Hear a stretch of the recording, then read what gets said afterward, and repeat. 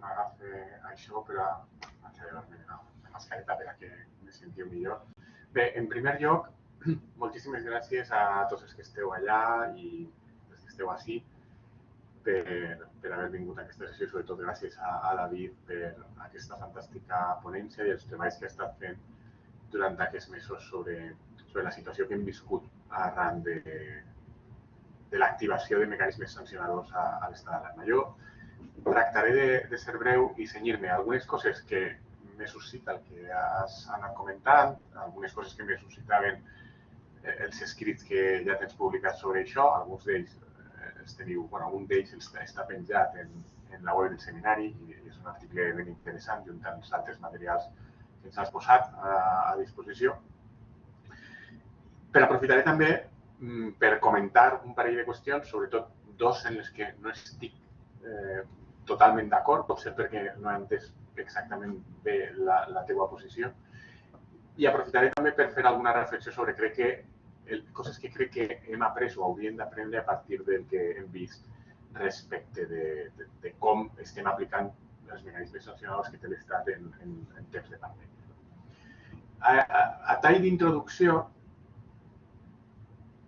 com que David és penalista i jo em dedico al dret administratiu, la primera cosa sobre la que crec que caldria reflexionar mínimament és què ens ha ensenyat aquesta situació respecte de la famosa dualitat del poder sancionador de l'Estat, d'aquesta potestat punitiva que té l'Estat i que desdobla en seu administrativa de vegades i normalment, o la més important i la més coneguda i la més simbòlica a partir dels jutges quan imposa penes de les que estudieu els penalistes.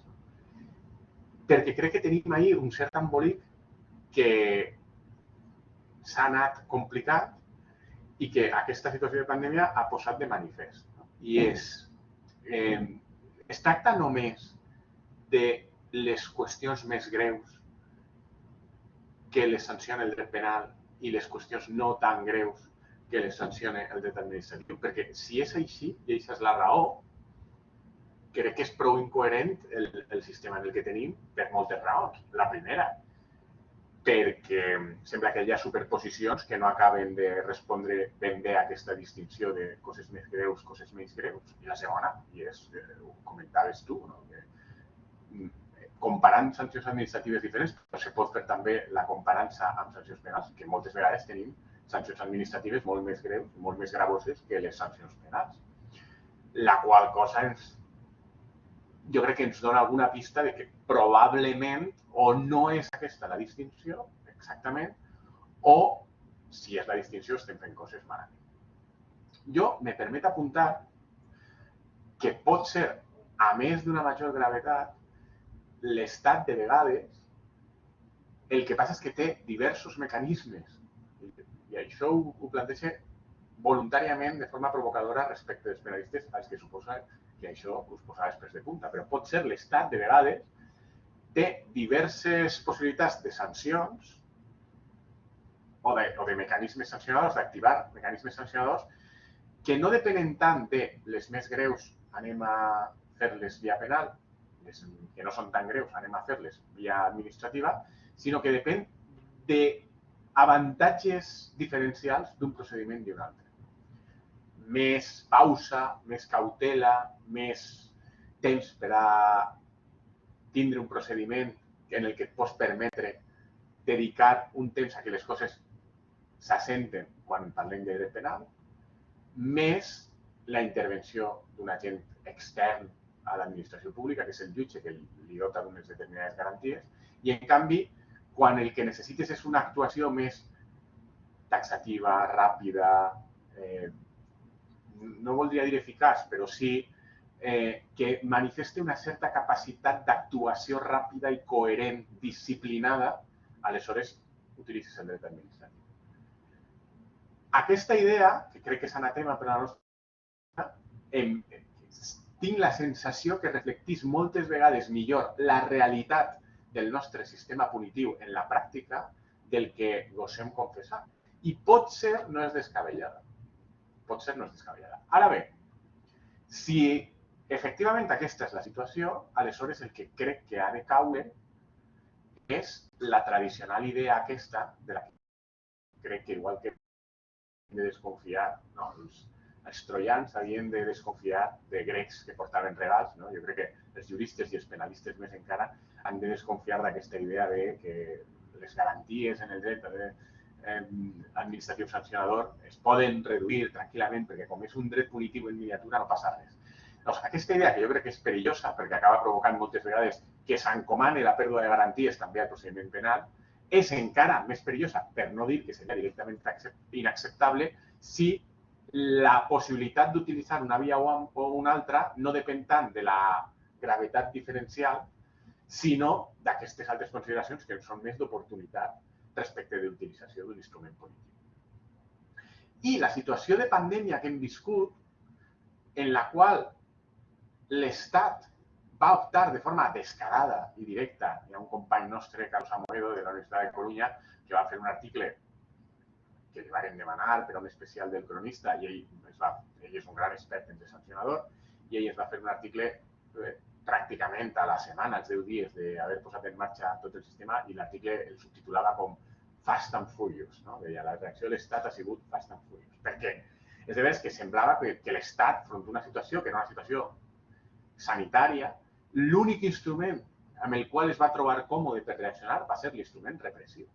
I dins l'instrument repressiu, el dret administratiu sancionador. Per què? Perquè és el que li permetia una reacció més còmoda. Això es va simbolitzar en el mes o mes i mig que tinguérem de declaracions i rodes de premsa diàries de la policia, l'exèrcit i la Guàrdia Civil com a portaveus oficials que acompanyaven al portaveu en matèria sanitària, però eren 3 a 1. Vull dir, l'home que parlava de la pandèmia i del virus era un, front a 3 que parlaven de si havien sancionat a no sé qui, detingut a no sé qui, o detectat trànsit de taronges i llimones. I això és, tots se'n recordem, no?, de la Guàrdia Civil vantant-se d'haver interceptat un calaix de taronges que havia portat no sé qui. Però hi ha una explicació, és a dir, més enllà de la broma i del ridícul que en alguns casos podia vehicular-se a partir de 6 intervencions, al darrere hi ha probablement una realitat, i és que l'Estat, front a aquestes situacions, aquest instrument sí que li permet una actuació que, en canvi, el recurs al dret penal no li permet. Per una qüestió simplement de rapidesa i de capacitat de posar una disciplina. De manera que el primer ensenyament, crec jo, és que probablement tenim un dret que en la pràctica s'explica millor a partir d'aquest enteniment que no pas a partir d'aquest enteniment tradicional de coses més greus, dret penal, coses més lleus, dret administratiu, sancionador. I ja dic que hi ha altres elements que es permeten albirar aquesta sospita. Hem fet des delictes lleus que tenen més penes ridícules i aleshores això no hauria d'existir, hauria de ser sancionat sempre mitjançant el dret administratiu sancionador, si aquesta teoria de veritat és la que creiem, i les penes altíssimes que tenen algunes sancions administratives, quan a més hi ha delictes en paral·lel que tenen menys pena. Relacionat amb aquesta idea inicial, una primera crítica aleshores a una cosa, o crítica o cosa que no acaba d'entendre, a una qüestió que comentaves a la ponència. I és el que al teu parer haurien de decaure les sancions penals com a conseqüència de l'anul·lació de l'estat d'alarma, però en canvi no necessàriament les sancions administratives. No sé si ho has entès bé o... Ho hauré explicat mal. Però vull dir, jo sincerament pense que en el cas concret del delicte de desobediència del 556.1 i la desobediència que és una infracció administrativa del 36.6 de la Llei Orgànica 4 de 2015, sí que crec que és cert que en un cas simplement una desobediència concreta, quan és respecte d'una ordre individualitzada, etc., sí que pot donar peu a aquesta activació del procediment sancionador administratiu i, en canvi, és clar que la jurisprudència penal, com molt bé has explicat, exigeix una certa contumàcia, una certa forma més violenta, més agressiva en aquesta oposició. Bé, però el fonament últim de la sanció en un cas i en un altre és el mateix. i és que estàs desobeint una ordre. Eixe fonament últim, com és el mateix, si l'ordre decau, com és el cas, perquè es considera que estava articulada d'una manera inconstitucional, podem entendre, jo podria fins i tot entendre un argument dient no, en cap cas han de caure les sancions, perquè en ambdós casos el que s'està sancionant és un incompliment o una desobediència respecte d'aquesta articulació d'una ordre necessària per a la convivència que en aquest moment es considerava que era vàlida jurídicament, de manera que en els dos casos hi hauria fonament per a la sanció. No tinc clar que aquesta resposta m'acabi d'agradar, encara que tot el desballestament del sistema jurídic de reacció a la pandèmia ve a partir d'una consideració de com articular l'estat d'alarma que hem criticat moltíssimes persones. En aquest mateix seminari hi ha hagut debats molt interessants i que és per una qüestió formal que en el fons és una mica absurda, que és dir, no, és que hauria d'haver sigut vostè més restrictiu encara, és el que diu en el fons el Tribunal Constitucional. Però, de manera que seria un cert formalisme el que duria aquesta conseqüència. Però, ja dic, que des d'una perspectiva garantista, probablement jo tinc tendència a pensar més que encara que sigui per una qüestió merament formalista, si decau la validesa jurídica de l'ordre, no se hauria de poder sancionar. Dit això, m'interessa menys aquest debat que crec, sincerament, que la solució ha de ser simètrica per a sancions administratives i sancions penals. Però potser no he acabat d'entendre exactament com ho explicaves. Després ho comentem. Segon vector d'anàlisi. Este és més personal, però he aprofitat una miqueta la ponència de David per a reflectir també, ja no des de la perspectiva estrictament penal, sinó del dret administratiu sancionador, quines coses hem vist que han fallat en la reacció jurídica a la pandèmia i tractar de pensar per què ha sigut així. Algunes conclusions respecte del model sancionador, també administratiu, de fet, essencialment administratiu, per això que dèiem del Fast and Furious, i que és el que va utilitzar essencialment l'Estat a partir de la pandèmia, de l'estat d'alarma, constitucional o inconstitucional, i de l'aplicació de la Llei Orgànica 481. Primera idea, crec que és clar que en general els juristes i el sistema jurídic que tenim s'ha manifestat com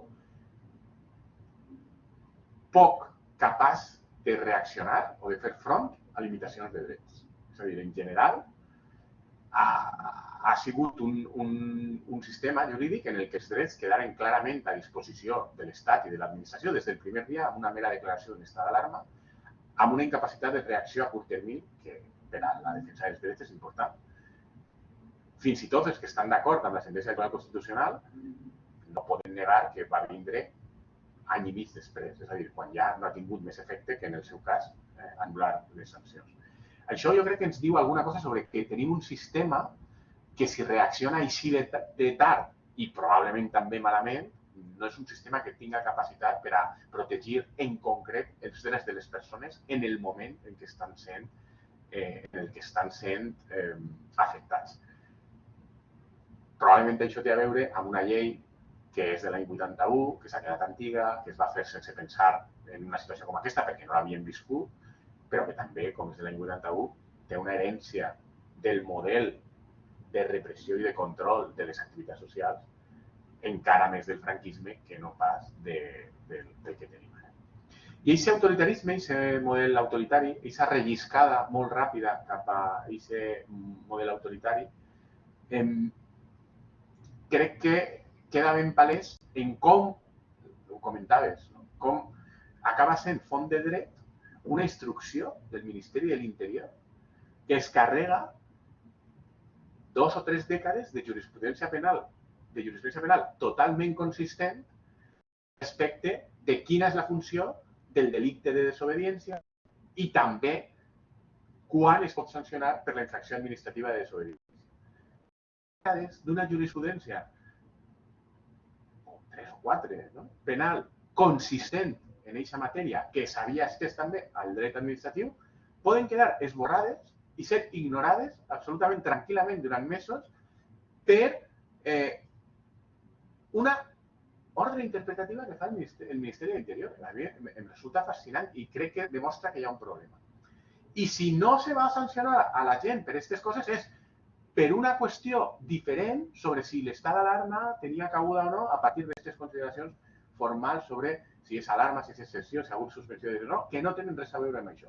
Però si no haguem tingut aquesta discussió, va i resulta que tota aquesta jurisprudència de dècades havia donat igual.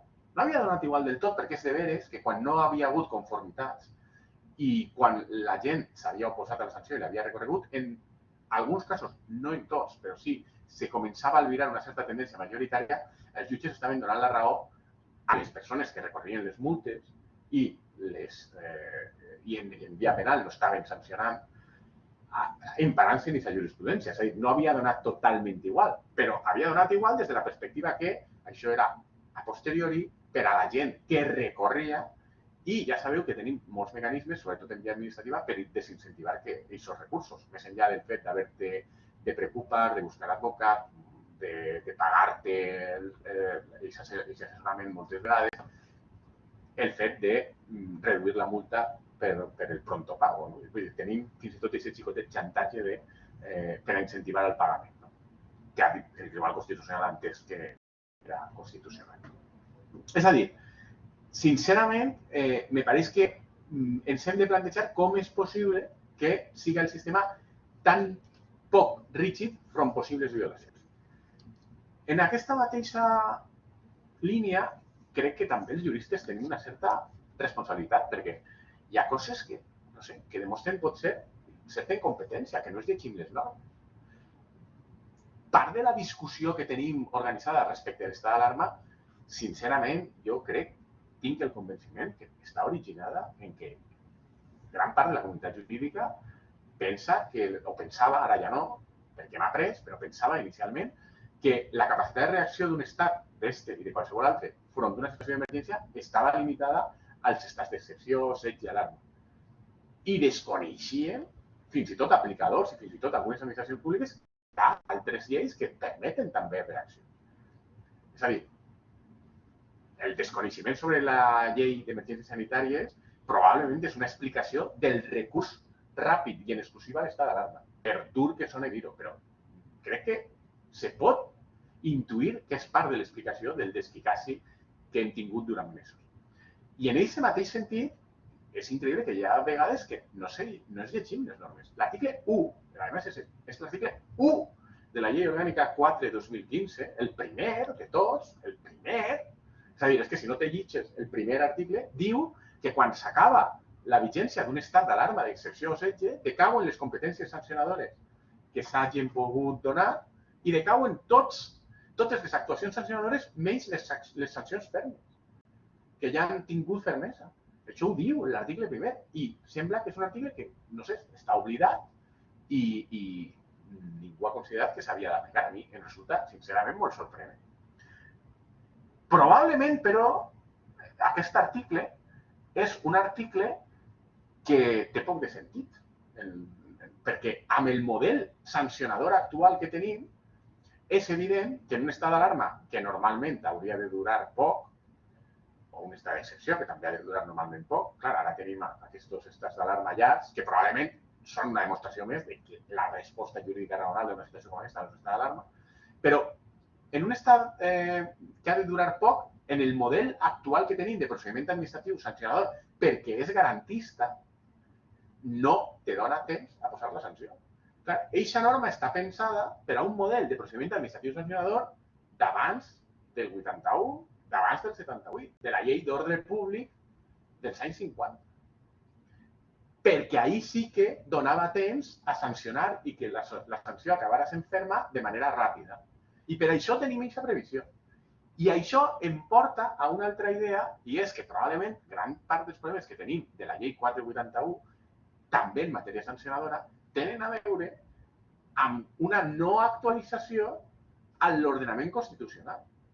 I això també està en un segon article de Carlos Amoedo en el que parlava de com si fora, com en parc juràssic, no? Com si aquesta llei 481 fora àmbar que ens havia portat residus d'un altre món, d'un món juràssic. I crec que té tota la raó. És a dir, se veu en aquest punt i se veu en altres que comentar en aquest article Carlos Amoedo. Se veu en el fet que tota la idea de desobediència, que és l'únic aparell sancionador que té prevista la llei orgànica 481, que diu, els deberes, ho diu, respecte a l'estat d'alarma en l'article 10, se sancionarà a partir de la desobediència mitjançant les normes penals i administratives existents, que és una cosa que es repetís després el decret d'estat d'alarma 463/2020, en l'article 20, repetís exactament aquesta mateixa idea. Clar, aquesta idea és absurda, de nou, a partir d'aquesta jurisprudència de 3 dècades sobre què és la desobediència i quan se pot sancionar la desobediència. Però per què està ahí? Està ahí perquè en l'any 81 era coherent amb com sancionaven la desobediència en el model d'ordre públic franquista. El que és increïble és que això hagi subsistit durant 4 dècades, s'explica perquè no s'havia aplicat mai, però el que sí que és increïble és que quan arriba una situació com aquesta, els juristes que han d'aplicar això, les persones de l'administració de l'Estat que han d'aplicar això, no se n'adonen que això és totalment incoherent amb 4 dècades de jurisprudència que ha redimensionat què és la desobediència i quan se pot sancionar. I això crec que parla malament de nosaltres com a gremi. Parla malament del nostre sistema jurídic, que no ha sigut capaç d'actualitzar-se, que no ha sigut capaç de posar barreres efectives front a possibles violacions de dret per part del poder públic, però parla malament, crec, de nosaltres com a gremi. Un altre problema que té, també derivat del fet que l'any 81 encara el Tribunal Constitucional no havia començat a desenvolupar, comença a fer-ho en aquest moment, les exigències en matèria de tipicitat i fins a quin punt s'ha d'arribar en matèria de tipicitat sancionadora, és que, clar, totes aquestes infraccions estan tipificades d'una forma totalment absurda, amplíssima i que no respecta cap tipus de garantia penal, però retomant la idea inicial que jo emprava al principi, que crec que hem de dir que les garanties han de ser les mateixes perquè en el fons la distinció va per altra via i no tant per greus i més lleus, és totalment incoherent també amb les garanties en matèria sancionadora que té el nostre ordenament jurídico-administratiu i que tenim ara la llei 40/2015. I és sorprenent que en 2021 es pretenguera aplicar un model d'infraccions administratives que és absolutament incompatible amb el que és el model que disciplina l'actuació sancionadora de l'administració que tenim consolidat des de la llei 30/92 i ara en la llei 40/2015. I a més, el pitjor de tot és que és innecessari. És a dir, és que s'ha fet així malament de forma totalment innecessària. Perquè una sentència que a mi no m'agrada molt, però que té algun avantatge, és la famosa sentència del Tribunal Constitucional 83/2016, que recordeu, és la sentència que va analitzar el primer decret d'estat d'alarma que hem tingut a Espanya, que és el que van tindre respecte a la famosa vaga de controladors aeris. I el Tribunal Suprem, quan se li portà el decret per a que l'analitzara, com no volia clavar-se en l'embolic, va dir no, és que això té naturalesa de llei, encara que siga un decret. Perquè com és dret d'emergència, tal, jo això no sé on ho veu a la Constitució, me pareix perillosíssim, perquè provoca el que hem vist ara. Bueno, el que va passar en 2016 és que van tardar 6 anys després del Tribunal Constitucional en analitzar el decret d'alarma dels controladors aeris i el que hem vist ara és que han tardat any i mig. Aquest és el problema que genera aquesta jurisprudència, que és, amb el meu parer, errada. Però té algun avantatge, i és que si va i resulta que té naturalesa de llei, no hi ha cap problema en utilitzar el decret que declara, en aquest cas, un estat d'alarma, però més encara, si se declara un estat d'excepció, que la pròpia llei orgànica 481 i per al setge igualment, preveu de forma més clara que en aquests decrets s'han de tipificar un quadre de sancions, d'infraccions i de sancions peculiars, però l'alarma no diu res més que remetre-se a la desobediència entesa com l'entenia el model autoritari del franquisme, però no hi ha cap problema perquè és com si fos una llei de naturalesa legal en establir un quadre d'infraccions i de sancions a aquest decret que respecte les garanties mínimes de tipicitat. De fet, el Tribunal Constitucional ha acceptat sense problemes que es tipifiquen sancions administratives no penals. Que jo sàpiga, bueno, potser ara me sorprèn i també penals sí, però per decret llei. El Codi Penal, de moment, per decret llei, que jo sàpiga, no s'ha acceptat que se modifiqui. Però, en canvi, sancions administratives, infraccions administratives, ens deixen tots els dies, la mascareta n'era un exemple, per decret llei. Si se pot per decret llei, més raó, De manera que aquests problemes de tipicitat són particularment absurds quan va i resulta que tenim un instrument, que és el propi decret d'estat d'alarma, que els podria haver solucionat. I dos problemes més addicionals que crec que han quedat palesos a partir de la situació. Problemes de coherència amb la resta de l'ordenament jurídic. És a dir, no només de coherència respecte d'aquesta idea d'ordre públic, que ja he comentat, sinó respecte a la distribució de competència. Perquè, clar, i té a veure amb una cosa que has comentat, i és la teua sorpresa de la no utilització de la Llei General de Salut Pública i el que diu l'article 57. Per què no s'ha utilitzat? Perquè aquestes competències sancionadores són de les comunitats autònomes. I l'altre element que hem vist de la Llei Orgànica 481 i com s'ha utilitzat, que a més quedarà agreujat si ens prenem seriosament la jurisprudència del Tribunal Constitucional, és que hem interpretat la Llei 481 d'una manera extraordinàriament centralista. Però, de nou, és que així passa el mateix que passa en la Llei 481 respecte d'aquesta idea d'ordre públic i aquesta idea de la desobediència, que la de la Llei 481 és coherent amb la que era vigent en aquest moment. I també la Llei 481, la Llei Orgànica 481, és coherent amb el model d'estat vigent en aquest moment, que no era un estat descentralitzat com el que tenim ara. I resulta que, clar, ara tenim una sèrie de normes que haurien permès a les comunitats autònomes haver sancionat. Però què va fer l'Estat? Posant en marxa un estat fast and furious de repressió per a controlar la gent, només utilitzant mesures repressives per controlar la gent, quan les mesures repressives haurien de ser, i no només les intentar disciplinar la població per altres vies, però és que va i resulta que a més ho fa tot l'Estat. I les famoses rodes de premsa eren l'exèrcit, policia i guàrdia civil, és a dir, l'Estat, que era qui s'encarregava del control, qui s'encarregava de les sancions, etc. Quan va i resulta que sí que teníem en paral·lel un aparell de possibles sancions administratives més coherent i més fàcil d'aplicar que ningú no ha aplicat. Per què? Perquè el model de desplegament de reacció a l'emergència sanitària estava pensat a partir d'una llei molt centralista, perquè en el seu moment no podia ser d'una altra manera, i, a més, interpretada d'una forma també molt centralista. Nota per tractar de buscar una explicació a això. Pot ser, igual que passa, deia jo, amb el dret administratiu sancionador o el dret penal, quan tens una situació d'emergència que te requereix una reacció ràpida, pot ser, és que, clar, com els instruments policials estan encara en mans de l'Estat en quasi tota Espanya, és que, de nou, això s'explica per què. Per a una reacció més coherent, més eficaç, funcionen millor les delegacions del govern a les que dones aquesta instrucció i totes te'n van a una i tenen capacitat de tramitar les denúncies i encara les comunitats autònomes no. Si és així, el que passa és que probablement hem de començar a canviar coses en l'estructura de l'Estat. I l'última idea respecte als problemes que hem tingut. Esta probablement no és tan important que existís que comentar-la. Són els problemes relacionats amb la prova de les possibles desobediències penals i administratives i el problema de la presumpció de veracitat de la declaració dels agents, que l'article 19 de l'actual Llei de Seguretat Ciutadana, la Llei Orgànica 4/2015, sí que expressament recull per a tota una sèrie de qüestions i d'actuacions dels agents de l'autoritat, però en via administrativa. Que jo sàpiga, el dret penal, això no existeix. I sembla que s'ha acabat convertint en una mena de mantra que aquesta presumpció de veracitat s'ha de traslladar d'alguna manera de la pauta administrativa a la pauta penal. A mi me pareix bé, ho he dit abans, que les garanties siguin tendencialment les mateixes, per tot el que he explicat. Però és que crec que hauria de ser, en aquest cas, el dret penal el que contaminara el dret administratiu i anaren abandonant de poc a poc aquesta idea de la presumpció de veracitat. Si la declaració dels agents és suficientment veraç perquè no és incoherent, els tests que exigiu en dret penal o que s'exigien tradicionalment en dret penal i que han hagut de cair, que siga consistent, que siga coherent, que no tingui contradiccions internes.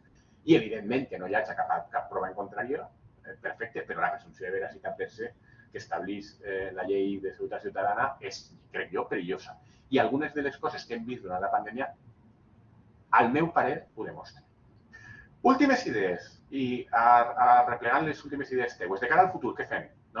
Crec que és molt evident que la Llei 481, la Llei Orgànica 481, l'hem de reformar per tractar de superar el lío i l'embolic que tenim en quant està l'alarma, està de sessió i per a acomodar la jurisprudència constitucional molt criticable que s'ha anat produint any i mig després, però que s'ha acabat produint constitucional, a un model de declaracions d'estat d'alarma que tingui en compte que ja tenim un estat on hi ha comunitats autònomes, etc.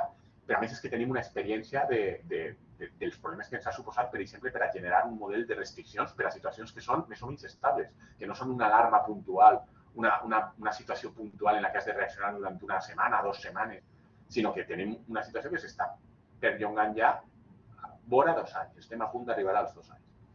Front a això no se pot reaccionar a la llei d'emergència. Aleshores, probablement hauríem d'anar a una revisió també de la llei d'emergències sanitàries per a deixar net i clar quines possibilitats concretes ens dona i establir també, probablement, alguna tipificació administrativa addicional.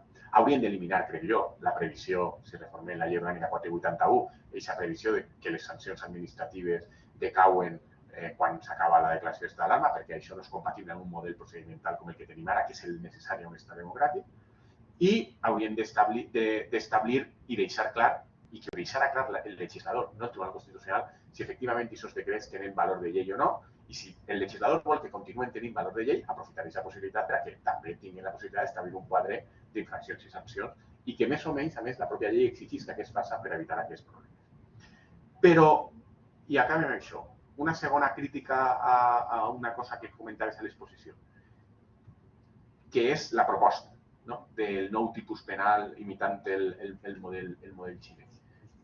No és suficient amb el que tenim ja a la normativa sanitària, administrativa, d'aquest article 57, combinada amb les possibles restriccions que es puguen introduir en una possible reforma de la llei d'emergències sanitàries per a situacions de pandèmia de tipus administratiu i deixar el tipus penal, el Codi Penal com està ara, per a reaccionar a aquelles situacions en què hi ha un element diferencial i és un comportament dolós d'algú que vol tractar d'expandre o disseminar una pandèmia, que jo crec que això ja és sancionable a dia d'avui.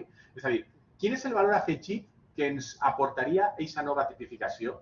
Perquè jo crec que per dalt ja tenim clarament delictes contra la salut pública quan hi ha una voluntat dolosa de contagiar altres persones i per baix ja tenim la possibilitat actual, però que a més és que podria enfortir-se, de la regulació administrativa en matèria de salut pública establir les corresponents sancions més enllà de la que ja tenim de l'article 57. Aleshores, no acaba de veure bé quin és el valor afegit d'aquest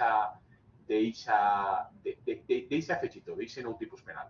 I per acabar diria, no ho veig des de la teoria tradicional que ens diu que millor reservar el dret penal a les coses més greus. Jo crec que això es correspon amb el que ja tenim. Quan és dolosament una voluntat d'expandir una malaltia, ja tens el dret penal per a actuar i tindries la regulació administrativa i les possibles sancions derivades d'un incompliment de la regulació administrativa per als altres casos. I tampoc ho entenc des de la perspectiva que deia jo, que crec que és la que té el nostre sistema i hauríem de a poc anar anant cap a ella, de l'actuació efectiva. Per a una actuació efectiva, front casos com aquest, per al que jo crec que proposes el tipus penal, probablement és un exemple en el que probablement és més raonable que actuï l'administració i no necessitar un procediment penal que serà més llarg, que serà més prolongat i que permet menys control a l'administració de com tractar de garantir l'efectiu compliment de les normes que ha disposat, en aquest cas, de control d'una pandèmia. Ja dic, aprofite la teva ponència per fer aquesta reflexió general sobre sancions que tenia jo al cap i sobretot per a fer-te aquests 2 comentaris. Sí que, si pots aclarir-nos el tema de l'anul·lació i aquest últim element, ja dic, no acabo de veure quina utilitat tindria, perquè crec que per dalt i per baix, si ho farem bé, estaríem ja coberts. Moltíssimes gràcies per la suggeridora ponència i gràcies a tots.